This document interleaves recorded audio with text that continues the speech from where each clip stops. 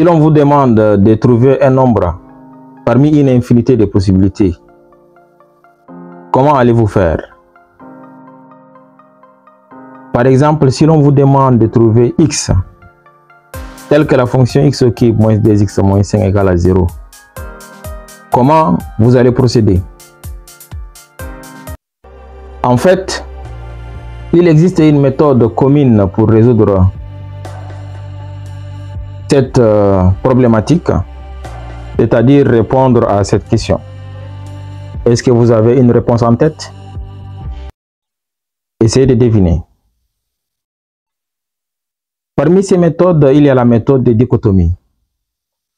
Alors, la méthode de dichotomie, ça vient du mot grec dichotomia, qui veut dire diviser en deux.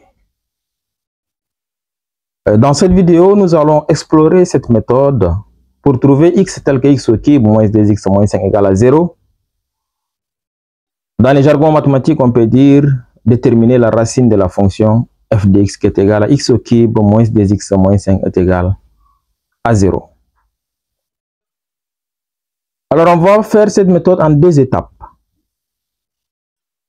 Dans la première étape, on va essayer de choisir un intervalle initial, puisque la fonction est définie sur l'ensemble des nombres réels, de moins l'infini à plus l'infini. On ne peut pas chercher tous les nombres, il y a une infinité de nombres. Donc on commence par choisir par hasard un nombre. Par exemple, ce qui me vient en tête, le nombre 2, ou bien un autre nombre qui vous passe par la tête. Et on calcule f de 2, on va voir. Ici, f de 2, ça donne moins 1, qui est négatif. Donc, rien que cette information nous dit que la racine qu'on cherche est à droite de 2. Ce n'est pas 2, c'est moins 1. Mais c'est à droite de 2. Peut-être 3. Ou même 100. Essayons avec 3. Alors f de 3, ça donne 3 au cube moins 2 fois 3 moins 5 qui est égal à 16. C'est supérieur à 0. Parfait. Donc, au lieu de chercher dans l'ensemble des nombres réels, nous allons nous concentrer sur l'intervalle 2 et 3. On est sûr que la racine est entre 2 et 3.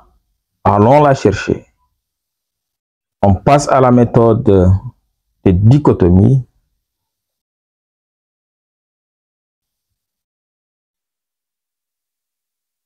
Mais dans cette étape, nous n'allons pas tâtonner comme dans la première étape.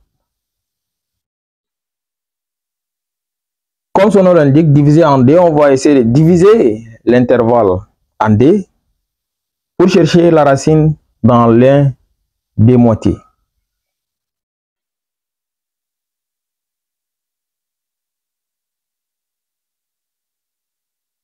Diviser en deux, c'est-à-dire prendre les bouts de ces deux intervalles, les additionner et diviser en deux. Dans notre cas ici, on va choisir x est égal à 2 plus 3 sur 2 qui est 2,5. Et on vérifie les signes. En vérifiant f de 2,5 qui est égal à 5,625, vous pouvez calculer toujours pour vérifier, c'est important.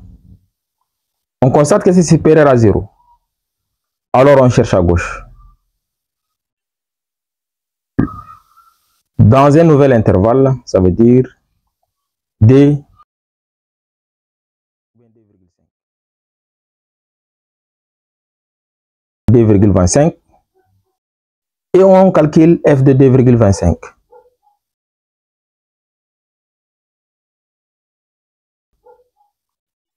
Et on regarde les signes, bien évidemment. Calculer et essayer de voir, ça donne 1,89 qui est positif.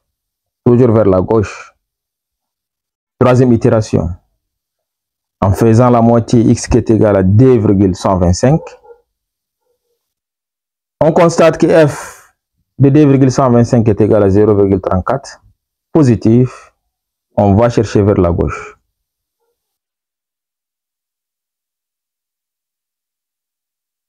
C'est épuisant, n'est-ce pas? Mais vous remarquez qu'à chaque fois, à chaque itération, on est en train de diviser l'intervalle de la recherche en deux. Pour la quatrième itération, on a x au milieu qui est égal à 2,06 et f de 2,06 est égal à moins 0,35. Ah, c'est négatif. Voilà. Donc, on va chercher vers la droite maintenant. Ça veut dire que le prochain intervalle sera 2,06 et 2,125. C'est-à-dire on décale un peu de D. Et le point milieu ici est 2,0,93 et son image est négative. Comme son image est négative, devinez, on va chercher vers la gauche ou bien vers la droite. On va aller toujours vers la droite. Et on regarde l'image de f. Ici, le point milieu est 2,09. Et l'image de 2,09, ça donne moins 0,02. C'est négatif. On cherche vers la droite. Le prochain intervalle, c'est 2,09, 2,121, 2,12. Voilà, nous sommes dans la sixième étape. Et vous remarquez que on s'approche de f de x0 qui est égal à 0. Ici, nous avons A qui est égal à 2,09, B qui est égal à 2,12 et le point milieu est 2,11 et f de x mid est égal à 0,14. Donc c'est positif. Quand c'est positif, on va vers la gauche. Et de proche en proche, on va continuer le nombre des étapes. On va augmenter le nombre des étapes si on veut augmenter la précision de la recherche. C'est-à-dire si on veut s'approcher de façon extrêmement précise de la racine. Puisque c'est un nombre réel qu'on est en train de chercher. Et donc, comme il y a une infinité de nombres réels, tomber sur exactement ces nombres n'est pas évident. Quasiment impossible. Mais on peut, avec cette méthode ou bien d'autres méthodes, s'approcher de façon significative de ces nombres. En se projetant au centième étape, puisqu'on ne peut pas faire toutes les étapes ici, voilà les résultats. Nous avons A qui est égal à 2,0,94, 51, 55, 14, 81, blablabla, jusqu'à 65. Nous avons 16 chiffres après la virgule. B qui est égal à 2,0,94, 55, blabla, 70. Alors A et B sont très proches et leur différence est de l'ordre de 0,000014 fois 36. Donc f de x mid est quasiment proche de 0 avec une précision de 10 puissance moins 16. Ça c'est juste dans la centième étape. Si on pousse encore jusqu'au 200e étape ou au 1000e étape, on augmente la précision de la recherche. Voilà comment se passe l'algorithme de dichotomie. Essayons de regarder maintenant l'évolution de l'erreur en fonction du nombre des itérations.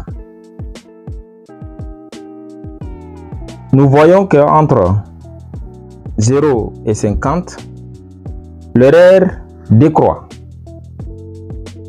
et se stabilise vers 10 puissance moins 16 à partir de 50e itération. C'est une décroissance qui est linéaire parce que ça trace une droite. Donc on peut dire que la méthode est une méthode linéaire. Comparé à d'autres méthodes qui donnent plus de précision, la méthode de dichotomie est une méthode linéaire. Connaissez-vous d'autres méthodes qui ne sont pas linéaires et qui donnent des précisions performantes plus que la méthode de dichotomie? Si vous avez la réponse, donnez un commentaire. En bref, avec la méthode de dichotomie, nous avons réussi à s'approcher de la solution avec une erreur de 10 puissance moins 16 juste en 100 étapes ou bien 100 itérations. L'erreur se réduira davantage en augmentant le nombre des itérations, mais on l'a vu pour notre cas bien précis, pour le cas de notre fonction, on a besoin à peu près de 60 itérations pour que l'erreur se stabilise. C'est fascinant, ces résultats. Certes, il y a des avantages. Le fait que l'algorithme soit simple à implanter. Il y a un code d'ailleurs en Python que vous allez trouver dans les liens en description. C'est l'algorithme. La convergence est garantie et c'est aussi une méthode qui est robuste, facile à comprendre. Les applications sont diverses en calcul scientifique, en optimisation, en finance ou en ingénierie. Mais il y a des limites. Les limites de cet algorithme, c'est que la convergence est lente. Vous allez voir que dans certains algorithmes, on a besoin d'à peine 9 itérations pour s'approcher de la solution. Pour les cas, bien sûr, pour les mêmes fonctions. Ça nécessite la recherche tâtonnement d'un intervalle initial et elle ne s'applique qu'aux fonctions continues. Si la fonction n'est pas continue, alors on ne peut pas appliquer l'algorithme de dichotomie. Est-ce que vous connaissez ce que c'est une fonction continue? Si oui, dites-le en commentaire.